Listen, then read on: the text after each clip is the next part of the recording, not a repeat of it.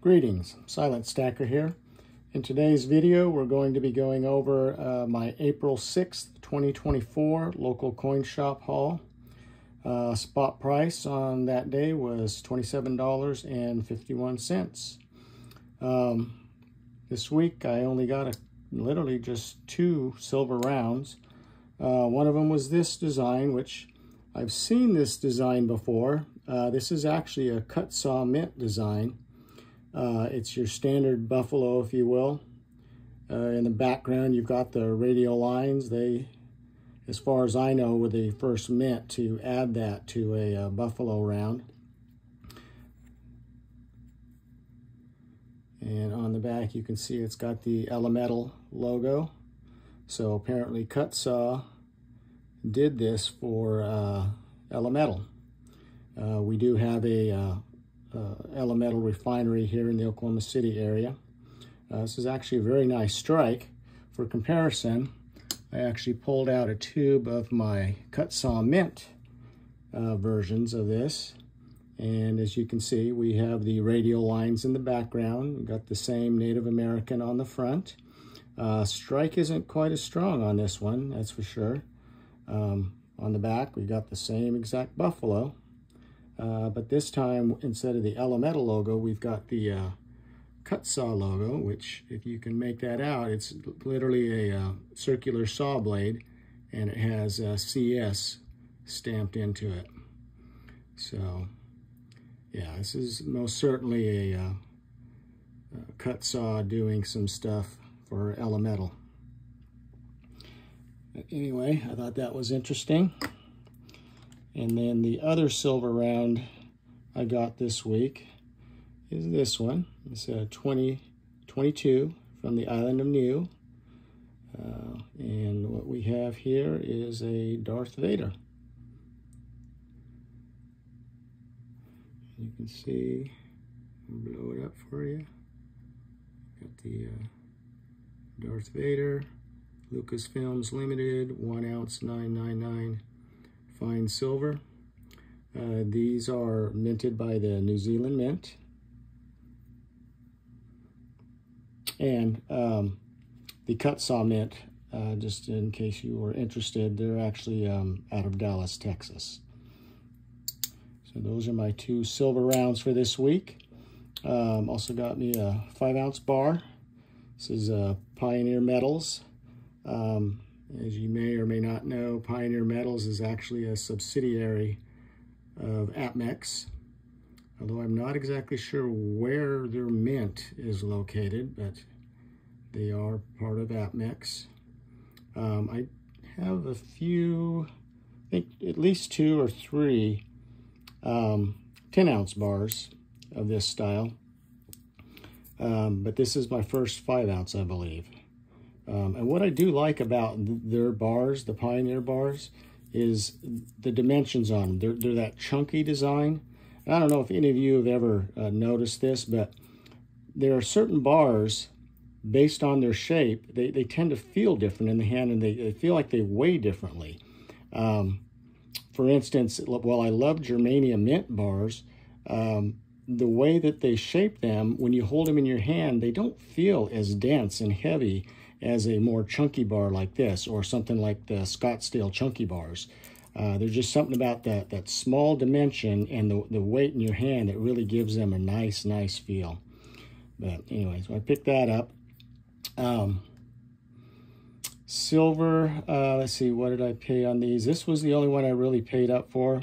I was at 29 on this, and the rest of my silver was at $28.50, so just $1 over spot on most of this. And the other thing I got was a full tube, so 20 of these from the Scottsdale Mint. I really like this design. It's their 2020 Scottsdale Reserve. Got that neat, almost like hologram stuff going on there. On the back, got your classic Scottsdale Mint lion. These are very nice. I think this is like my 3rd tube of these. And my last two, as I recall, both came from my local coin shop. But Scottsdale Mint, they were originally started in Scottsdale, Arizona, and they still have a facility there, but more recently they've opened a facility in Casper, Wyoming. That's minting and warehousing silver, from what I understand. What else we got here? We can go into these. I think you might know what these are.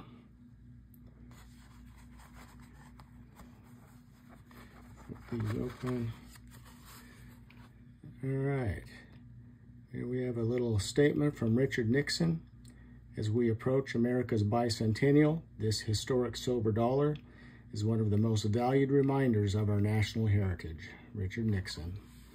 And of course, what we have is a GSA Carson City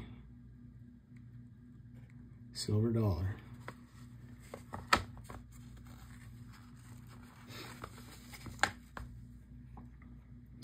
This one is in 1884. See, we still got some cartwheeling on there.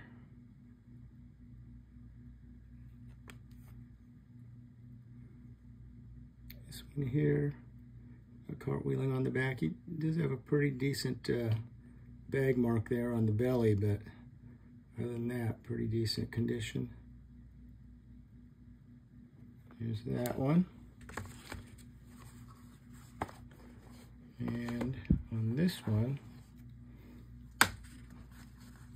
we actually got the CSA with this one. And something I learned recently is the first two numbers of your serial number here is actually the last two numbers of your date. So based on this, we should be expecting an 1883 Carson City. But Carson City silver dollars, this historic coin is a valuable memento of an era in American history when pioneers were challenging the West. The silver in this dollar was mined from the rich Comstock lode discovered in the mountains near Carson City, Nevada. The Carson City Mint was established there in 1870, and although it was in existence for a mere 24 years, it produced many coins which have endured as collector's items, among them the 13-piece Morgan Dollar series of 1878 to 1893. Their link with an historic period in our nation's history gives these dollars an added appeal. This coin is an uncirculated specimen of the Morgan Dollar, containing 90% silver, which somehow survived the massive coin melts of the early 1900s. They were discovered by a Treasury audit in 1964, after nearly a century of obscurity in the vaults. This issuance by the General Services Administration of the last of the uncirculated Carson City dollars will serve for millions of Americans as cherished mementos of a colorful era. So that's pretty cool. And here we've got another one. And as you can see, we do have the 1883 date on this one. We do got cartwheeling, and got cartwheeling on the back as well. So I was happy to get those. The one without the COA I paid $230 on, and the one with the COA I paid $250. What do we have here? Yep, a big old kilo Asahi bar. Really wasn't in the market for a kilo this weekend, but when he offered it to me at spot, even though spot's high right now, it was hard to pass it up. He does oftentimes offer me kilos at spot just because they're more difficult for him to move, so he just as soon free up that, as he calls it, dead money and get it back into circulation for his business. But yeah, Asahi Mint, as you probably are aware, is based out of Miami, Florida. We did get some Constitutional this weekend, or some junk. He had a decent sized bag of Mercury dimes, and I've got just a ton of Mercury dimes in my stack. But what I did is I went through and looked for dates that I was missing out of my book. So about half of these are dates that I was missing and or mint marks that I was missing. And the other half were just nice examples of the particular years. And then my last purchase was this. And I know most people are of the opinion that purchasing jewelry is not a good way to purchase your precious metals because the premium is too high, but I would argue it depends on who it is you're buying from and what your relationship is with them. I have a good relationship with my dealer. On smaller items like this, we're talking about a $1,150 purchase here. So a smaller item like this, he's going to maybe charge me a premium of 5 to 7%, which is very reasonable on gold jewelry. This is all 14K, the chain, the bezel, and of course our $2.50 Indian, which is a 1909 version, is 90% gold. But I locked in my price on this last week because I bought a whole bunch of silver from him last week and basically ran out of money. So I locked it in last week and paid for it this week.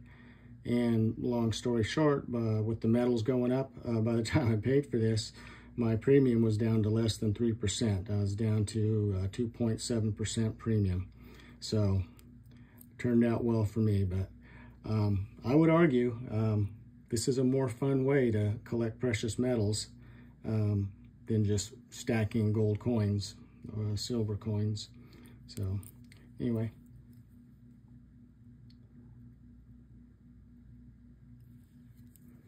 I'll give you a better shot here.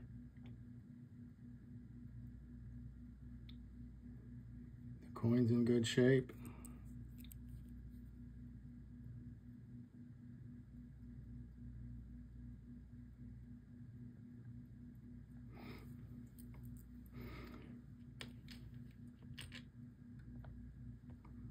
All right, so that's what we have for this week. I appreciate your time and thank you for watching.